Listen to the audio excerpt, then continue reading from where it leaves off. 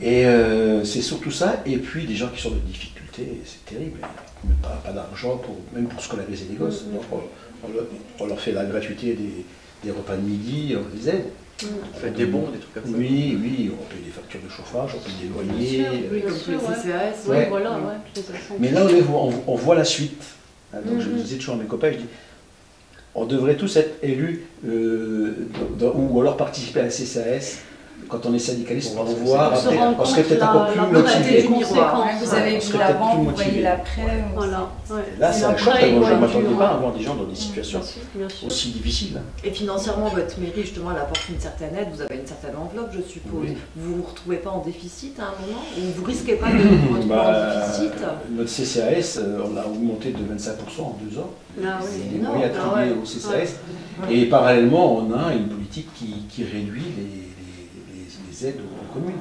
On a perdu l'an dernier 47 000 €. Ça ne paraît pas grand-chose, mais pour un budget comme le nôtre, c'est beaucoup. Bah, bien sûr. C'est presque l'équivalent du budget du CCAS. Ah oui. Pendant qu'il y en a qui se mettent des pourcentages à 70%. Je parle de notre président, quoi. Ouais. Oui, non, mais c'est vrai. Ou qui s'augmente de 140%. Mais ça passe que c'est non plus les CCAS. Vous avez des élus, des élus de droite même, qui ont des mandats municipaux et qui connaissent ce truc-là. Tout ça, des fois, j'ai du mal à piger comment on peut être de droite quand on côtoie la misère. Je me pose toujours cette question parce que s'il est un peu honnête, il doit faire le lien entre ce qu'il rencontre tous les jours comme maire et d'où vient ce problème, parce que les gens ne sont pas pauvres par plaisir.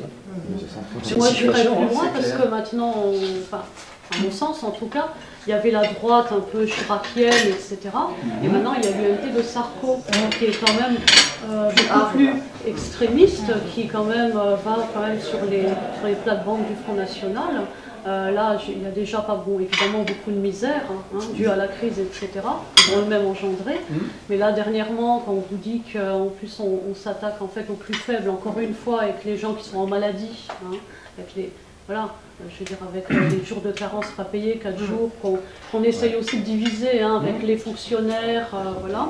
C'est un peu divisé toujours, pour mieux régner. Même, voilà, divisé pour mieux régner. En plus, je veux dire, pour moi, c'est... Bon, j'aurais été de gauche, je ne l'ai jamais caché, mais je veux dire, là, pour moi... Ouais, voilà. Mais non, mais là, pour moi, c'est même plus...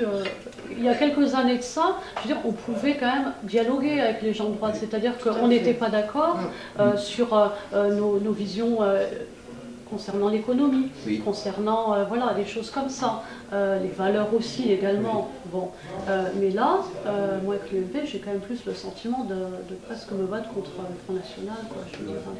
Très peu ouvert au dialogue. On n'a jamais une droite aussi réactionnaire. Avec Claude Guéant, que ce soit par rapport aux discriminations, au racisme, avec ce qui s'est passé avec les Roms. Les avantages acquis, ça a toujours fait l'objet d'attaques des pouvoirs publics, de droite, mais jamais aussi loin, jamais aussi fort. Là quand même, on est dans autre chose.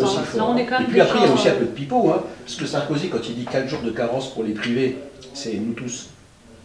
Un jour pour les publics. Certains publics vont être concernés, mais la plupart non, parce qu'ils ont des... Et ça il ne le dit pas, c'est pour faire payer plutôt au privé, parce que c'est le plus grand nombre de salariés dans le pays. C'est encore pour les taxer eux. Parce que dans le public, vous avez des règles. Du coup, en étant maire, je me trouve patron d'une boîte, puisque j'ai des salariés. Des fois, c'est marrant, parce qu'il y a 4 syndicats dans ma ville, c'est le même que le mien, alors on est face à face. Ah oui, oui. On s'engueule pas. On s'engueule pas. Mais vous pouvez vous absenter sans avoir de bande malade. Vous avez le droit à un jour. D'accord, Vous pouvez téléphoner en disant je ne suis pas bien, je reste à la maison. C'est un droit. Donc il n'y a pas de jour de carence. Donc quand on dit, vous voyez, vous, messieurs, mesdames du privé, on va essayer d'équilibrer, parce que y compris les gens du public, on va les mettre à contribution. Mais non, c'est faux.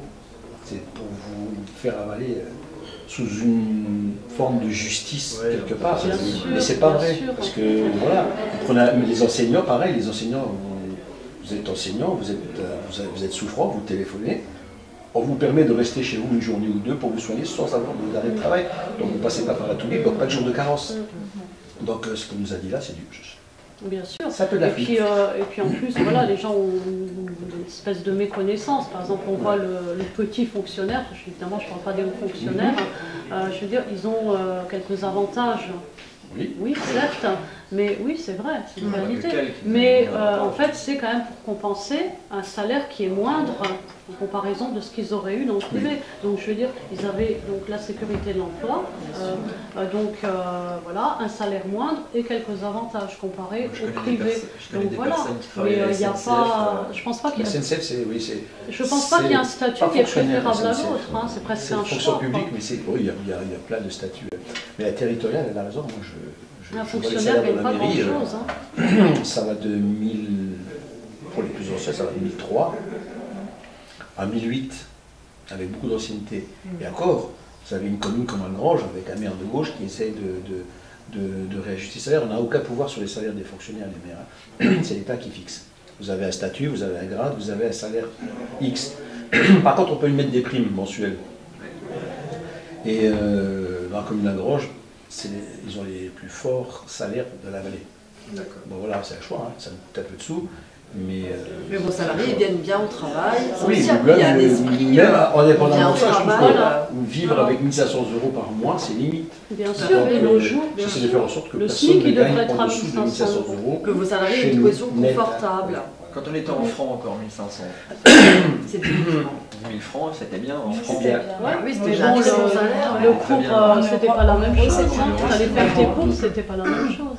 Après, il n'y a pas d'à côté. Et puis bon, l'euro, entre nous soit dit, ça nous a quand même plombé pas mal. Ah oui, ça, tout le monde le dit. Entre nous, on peut le dire, c'est 6,50 €. On est bien dans la merde depuis l'euro. T'as quand même eu de l'abus sur certains. La grande distribution, je pense qu'on a abusé beaucoup. Ah oui, oui, Boulanger aussi.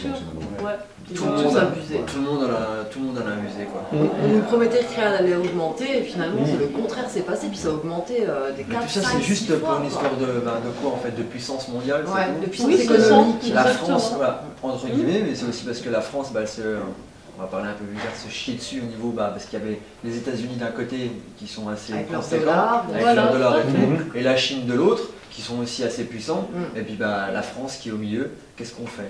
Et puis il n'y a pas que la France, ils ont voulu unifier des États, l'Allemagne, l'Europe, pouvoir créer quelque chose de fort, entre guillemets. Mais je pense qu'à la base, c'était pas une mauvaise idée, mais je crois qu'après, il y a eu de très mauvaises décisions peut-être qui ont été prises.